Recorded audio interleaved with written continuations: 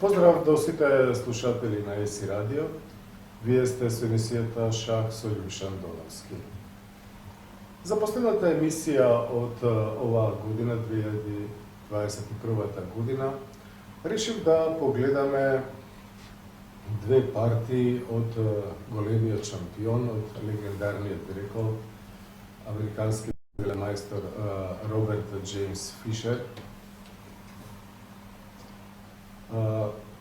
Кога токму во шестите партии он направи две шаховски ремек дела, и тоа не против било кого, туку 1971 година во финалниот меч на кандидатите против поранешниот светски шампион Тигран Петросијан.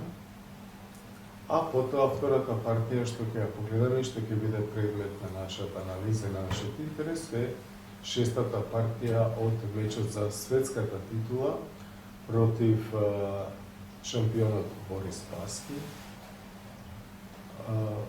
каде што Фишер покажа својата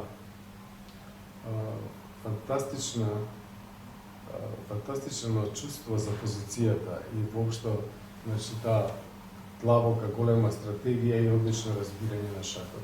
Фишер, од 69 година имаше практично вертикален лет нагоре во својата шаховска кариера, кога сруши многу рекорди и кога беше практично незадржлив.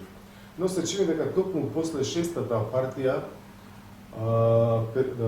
Тигран Петросијан, како да беше скршен, тој потоа го загуби мечот до крајот, направи само што едно реми. И токму таа супериорност, како да ги кршеше своите противници. Шестата партија тој ја доби, се разбере, и против Тајманов и против Ларсен. Обајцата ги победи со 6-0, но во овие тешките мечеви со Петросијан, кој што само 2 години предходно практично ја загуби титулата. Петросијан беше светски шампион од 63 до 69, а партијата за која што говориме игра на 71 година, и повторно и Борис Спасски, кој што 72 година ја бранеше титулата против Фишер, но не успеа да ја одбрани. Фишер убедливо го доби тој меч со 4 разлики. Мислам дека тоа е добар начин да ја закружиме оваа година. Ние веќе имаме над 50 емисии, би сакали до година да имаме добра сработка, да ме слушате повторно, да ме гледате повторно, да ги следите нашите шаховски емисии, шаховски коментари.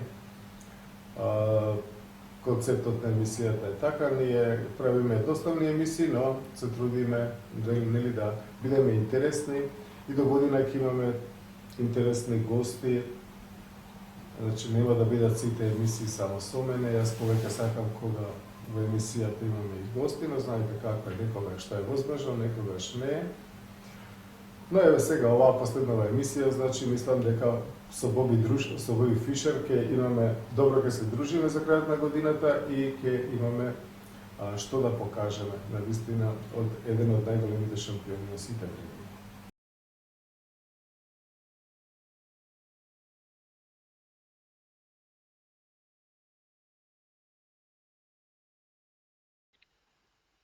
Видовме, почитувани, дека шестата партија беше таа пресвртна во најновиот меч за светски шампион помеѓу Магнус Карсен и Јан Непомнијачи.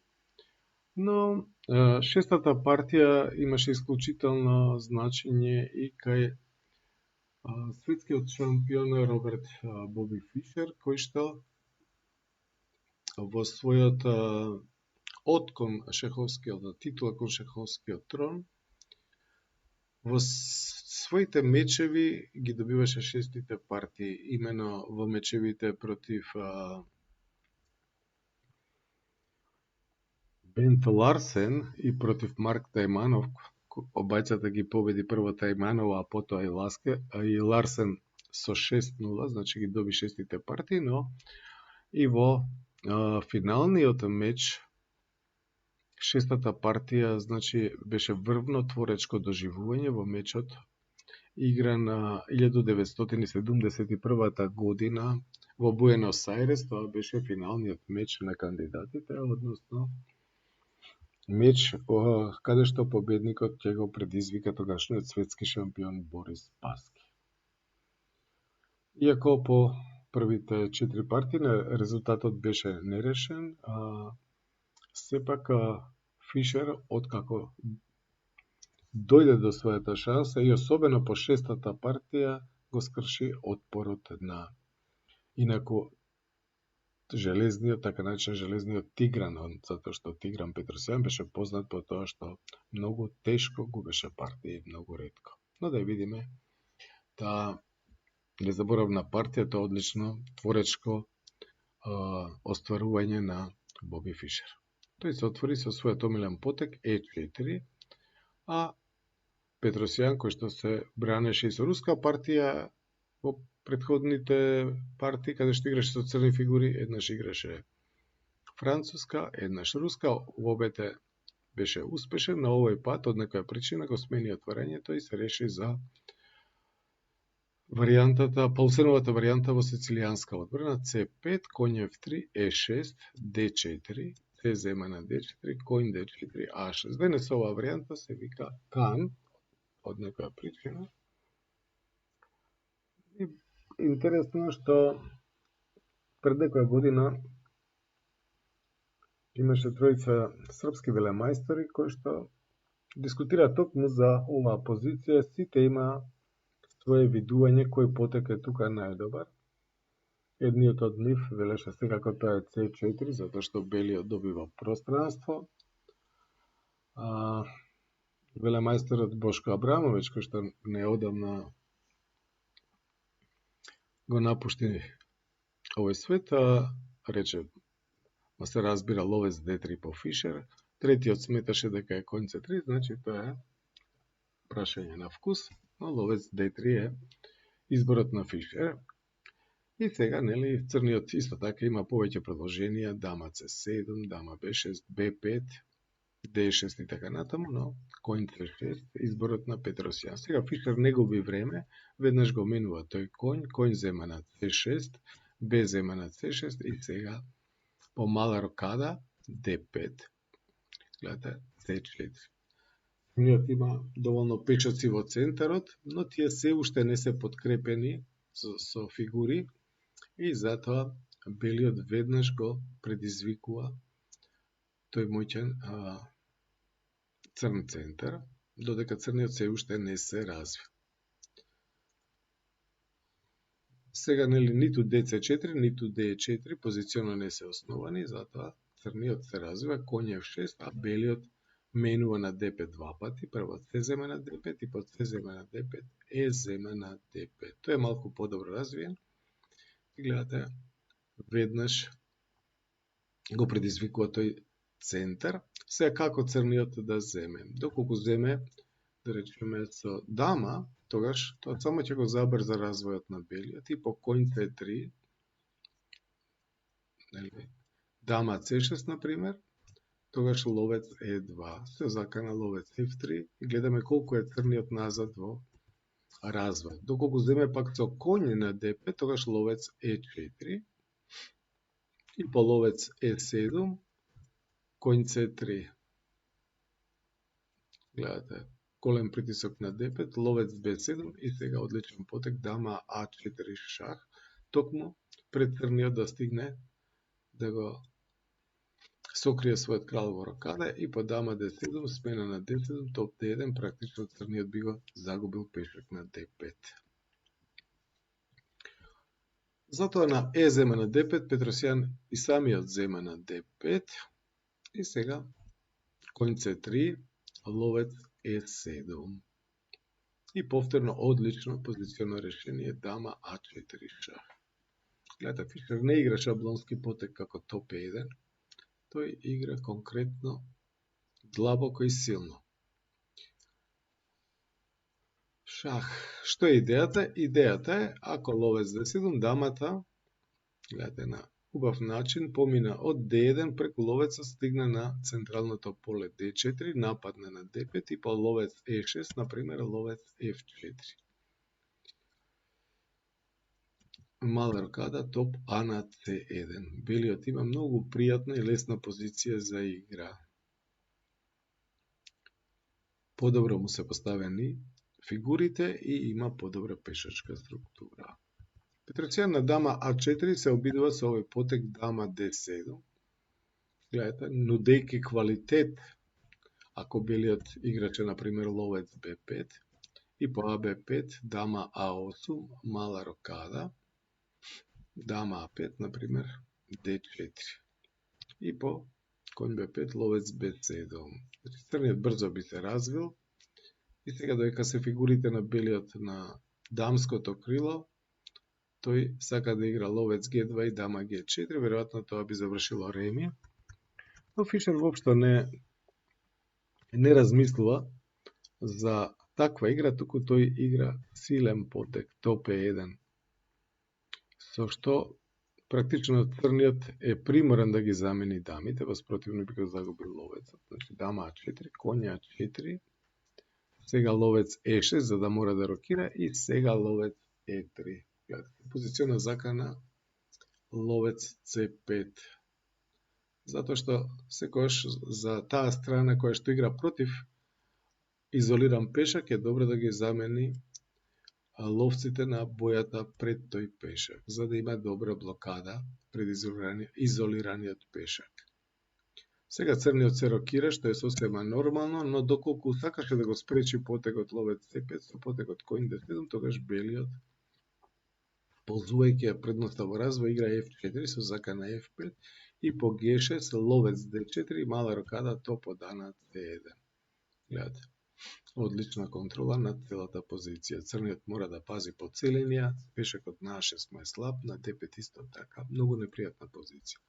Но по мала рокада, ловец C5, топ од F на E8, ловец зема на E7, топ зема на E7, и уште еден одличен, грамотен позиционен потек B4.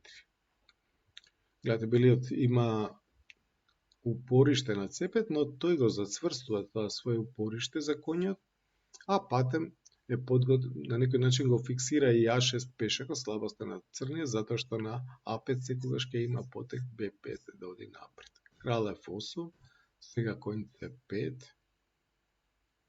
напаѓа два пати на А6, на А5 рековме Б5, ловец C8 и сега F3. F3 уште еден одличен позиционен потек. Прави пат за својот крал, истовремено ги контролира централното поле E4, но и полето G4, за да може кралот да се вклучи во игра во момент кога црниот, значи, има само своји грижи. F3. Сега ова се разбира дека е многу непријатна позиција, но 20 потек се црниот треба некако да се престрои. Гледате, крал F2 и по замена топовите, тој брзо ќе дојде и до D4. Освен тоа, нели, белиот има и други потези за засилување G4, да зафати простори на кралското крило, уште повеќе да дојде до израз слабоста на D пешак. Топот Е на А7 беше изборот на ерменскиот велемајстор и поранешен светски шампион. Петросјан беше имено светски шампион од 1963 до 1969 година. 6 години беше на тронот. Титулата 63 година ја освои победувајќи го во меч Ботвиник, а 69 година ја загуби од Борис Спаски. Но имаше една успешна одбрана токму против истиот Борис Спаски. Освен топот Е на А7, што беа другите можности, беа, например, топот да земе на Е1, топ Е1, топ Е1 и коњ Е8. Коњот да дојде на црниот на С7 за да ги брани двете слабости на D5 и на А6. Крал F2, коњ C7, крал Е3, крал Е7, крал D4, крал D6. Гледате, црниот некако се држи, иако, значи, белиот се разбира дека е газда во оваа позиција, затоа што има сите фигури му се подобро поставени и има миноритет на дамското крило. Но според Ботвиник, кој што ја советуваше оваа варијанта, црниот се уште некако се држи. И друга интересна можност беше да се брани црниот со коњ D7, да се обиде да го предизвика коњот на C5, но тогаш белиот не би менувал, туку би играл коњ B3 и на коњ E5 ловец F1, уште едно стратегиско повлекување, и по ловец D7 топ од E на D1. Гледате, црниот не стига да ги брани сите своји слабости. Во партијата, по топ од E на A7, топ E5, гледате, тој топ го зема на нишан пешакот на D5, на тој начин не му дава на коњот да игра. Ловец D7, со идеја ловец B5 да се прикрпи, и сега еден од тие потези за кој што се дискутираше многу време и беше супер неочекувано решение. Мислам дека Фишер само неколку минути има размислувано за овој потег, а тоа е потегот коњ D7. Значи, еден прекрасен коњ од C5 го менува за навидум пасивниот ловец, но тој ловец во следниот потег сакаше да дојде на B5. А од друга страна, нели, иако не се советува да се менува силна фигура за слаба фигура, тоа овде има и конкретно објаснување, а тоа е дека имаме само трансформација на предноста. Сега топовите ќе дојдат до израз по отворените E и C линии. Значи, тие ќе имаат поголема мобилност и тоа е компензација за тоа што белиот го даде коњот за ловецот. Значи, сосема конкретно решение. А има многу слабости црниот на А6, на D5, но и на 6 и на 7 ред ќе видиме. Значи, по земањето на D7 црниот мораше со топ да земе, топ C1, гледате, топот доаѓа сега на отворената линија, сака топ C6, затоа топ D6, да брани, но не може да брани се. Сега пак белиот отиде на 7 ред. Сега се заканува и другиот топ да го стави на 7 ред и тоа да биде готово. Од тука коњ D7, топ E2 и сега G6. Сега многу интересно е доколку се обиде едната линија да се спротистави на едниот барем топ, со потегот топ E8, тогаш белиот може да замени на E8 и по крал E8 веднаш да нападне, гледате, на A7. Единствена одбрана би било коњ B8 и сега B5. Повторно изнудено би било да земе и ловец B5. Гледате каква доминација. Колку доминира ловецот над коњот, кој што нема никакви полиња. Сега ако дојде на D7 коњот, тогаш ќе загуби во пешачка завршица по крал F2, крал D8 и генерална замена на D7, крал E3 заради далечниот слободен пешак, а по ловец B5, крал F8, тогаш топ B7 го напаѓаме топот и на топ D8 крал F2. Гледате, црниот е сосема без помош. Кралот доаѓа на D4 или некаде на D линијата да го сопре D пешакот, а белиот пешак ништо не може да го сопре. И тој ќе загуби фигура за него. Значи, по топ E2, црниот игра G6, белиот крал F2, H5 и сега F4. Сега белиот сака да дојде на G3, на H4, на G5, по црните полиња, кој ќе стигне кралот на G5, ќе го пробија дефинитивно и со F5. H4, но сега кралот оди на F3. Се сака преку G4, со тоа предизвика уште една слабост во противничкиот табор, F5, но сега крал E3. D4, крал D2. Гледате, со неколку пешачки потези, црниот мораче да дополнително да ја ослаби својата позиција и по крал D2 тој веќе речиси нема добри потези. Што сака да игра белиот? Сака да игра ловец C4, па крал D3 и да влезе и со другиот топ. Коњ B6 да спречи ловец C4, но затоа еве ги топовите на 7 ред. Топ E7, коњ D5, прво шах и по крал E8 и другиот топ се помести од удар на коњот и по коња зема на F4, ловец C4. во позиција во која што црниот има еден пешак повеќе, тој предава затоа што по топ H7 ќе биде набрзо матиран. Значи, уште една импресивна победа на поранешниот светски шампион Роберт Боби Фишер.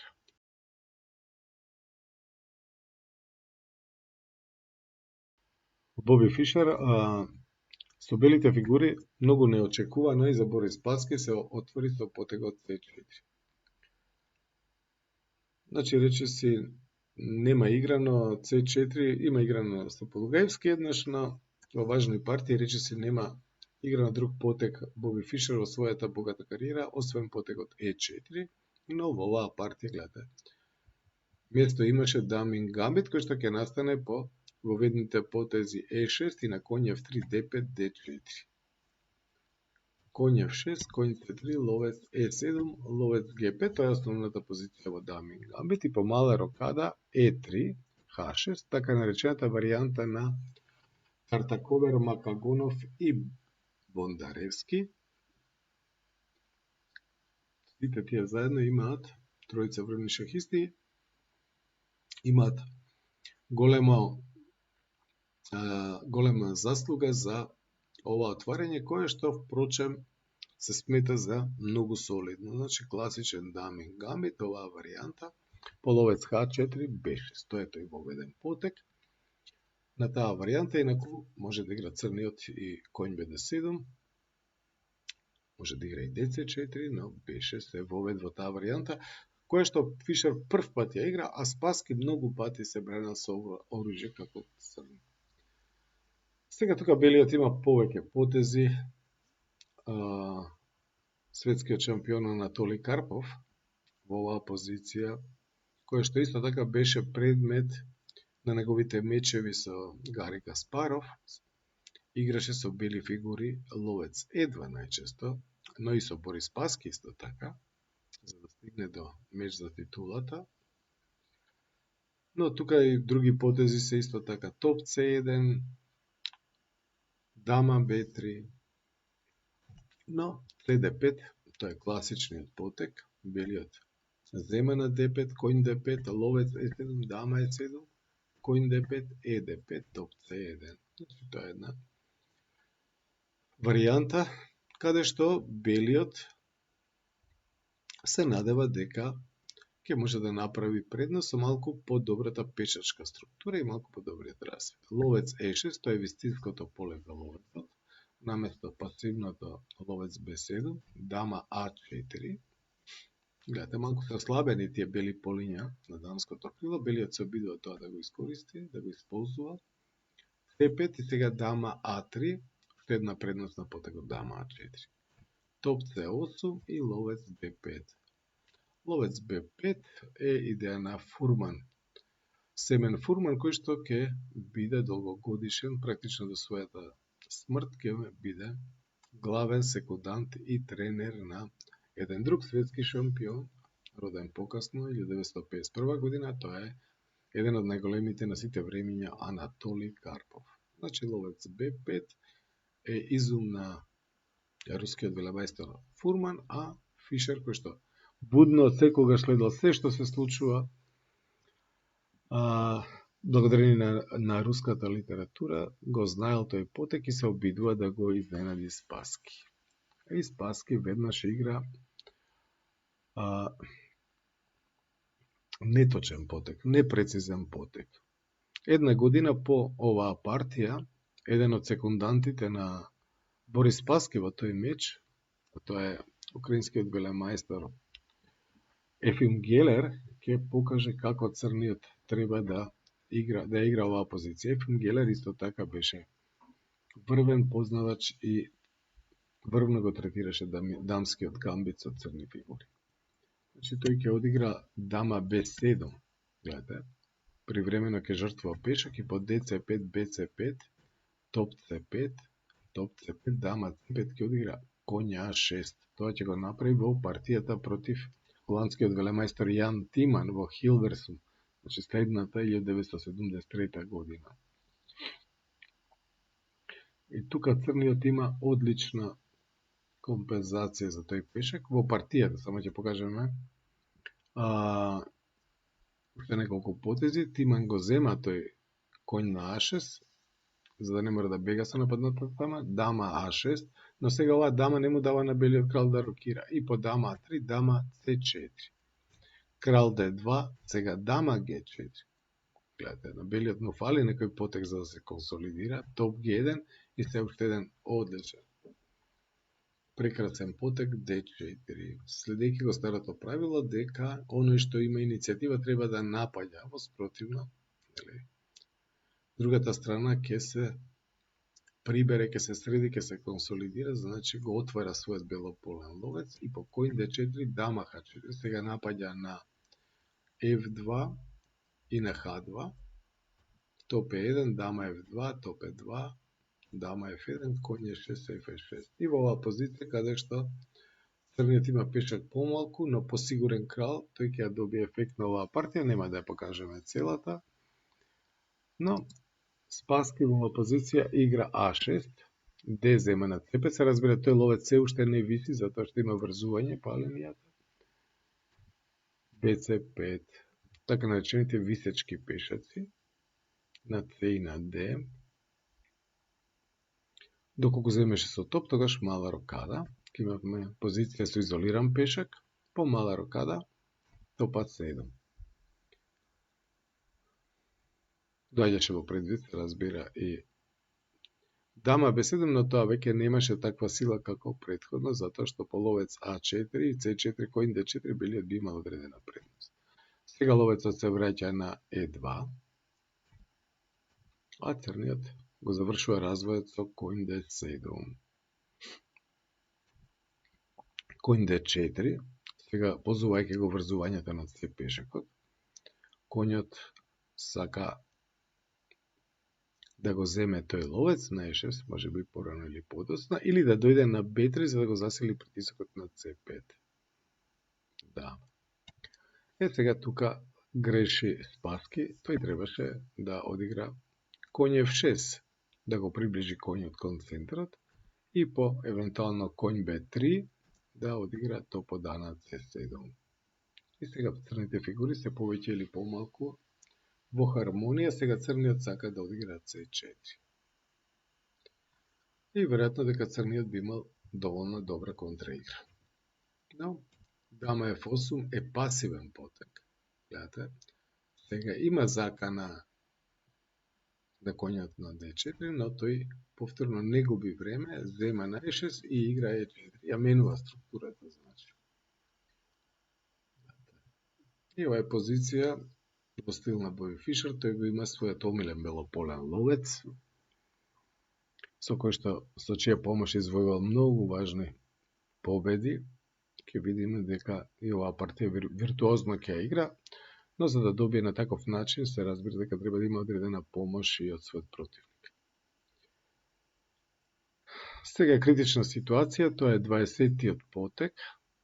Гледате, сега црниот тука треба да донесе важно решение, важна и тешка одлука. И тој игра D4. D4, што е погрешен потек. Требаше да игра C4, веројатно. Гледате, што повеќе да го ограничи противничкиот ловец. И по дама H3, да одигра топ C6. По B3, коњ B6. И во оваа позиција, иако белиот по топ FD1 е нешто подобар, затоа што има притисок на D5 и на C4, сепак, значи црниот се држи. А по D4, сега, прво го фиксира E6 пешакот, и на дама E7, E5, дефинитивно го фиксира, но во претходниот потек се разбира дека E5 исто така ќе отвореше само линијата, значи E5, топ B8 и ловец C4. Гледате, белиот ловец како доминира над противничкиот коњ. Сега не може згодно коњ B6, потек што црниот многу би сакал да го одигра заради дама B3. Повторно имаме врзување, овој пат на B линијата, а црниот не може згодно да обрани клучниот E6 пешак. Крал H8, сега дама H3 го напаѓа. Сега доколку топ B2, тогаш ловецот ќе земе на E6 и по топот А на B7 ловецот топот С на E1 и тие два пешаци врзани, односно 4 против 2 со присуство на тешки фигури и посилна лесна фигура, ловец против коњ, ќе решат партијата во полза на белиот и тоа со напад. Значи, коњ F8 брани, сега B3. Сега црниот нема никаква контраигра, A5, F5, E5, топ F5. Коњ H7. Што да прави црниот? Доколку игра коњ G6, тогаш дама G3 кој напаѓа и на дама E8 топот С на F1. И понатаму следи E6 и E7 или топ F7. Добро, значи по F5 коњ H7 поблиску до кралот, топ F1, дама D8, белиот се закануваше со топ F7, дама G3, топ F7, H4. Гледате колку е ограничен црниот коњ, нема ниту еден потек. Топот Б на B7, E6, топот Б на C7, дама E5. Гледате, во творештото на Фишер има многу партии каде што ја ползува секоја можност што ја има да ја централизира својата дама. Кога таа не е во опасност, се разбира од никога. Дама E5, дама E8 и сега A4. Иако таа контраигра со А4 ништо не носеше на црниот посебно, но белиот ја исклучува и таа можност затоа што овде имаме игра на мачка и на глушец, односно црниот не може ништо да превземе. Дама D8, топ F2, дама E8, топ F3, гледате, белиот се уште размислил како да го нанесе завршениот удар, не брза никаде, дама D8, ловец D3. Сега ловецот доаѓа на другата диагонала, нели, на диагоналата B1 H7, сега белиот ќе постави батерија тука, дама E8, дама E4, ете ја батеријата. И сега веќе се закануваат матови со топ F8. Коњ F6, да ја затвори F линијата, но се разбира топ F6, G6, топ F6. Гледате, и на H6 виси, тоа не може да се брани, крал G8, но белиот игра прво ловец и на крал H8 дама F4. И во оваа позиција Борис Спасски се предал. Навистина две импресивни победи на американскиот велемајстор Боби Фишер во многу важни партии, едната за светската титула, едната во финалниот меч на кандидатите, партија број 6, која што беше на некој начин решавачка и за мечот кој што заврши многу неодамна, каде што Магнус Карсен токму со 6-та партија извојува својата прва победа и почна да го крши отпорот на неговиот противник Јан Непомнијачи.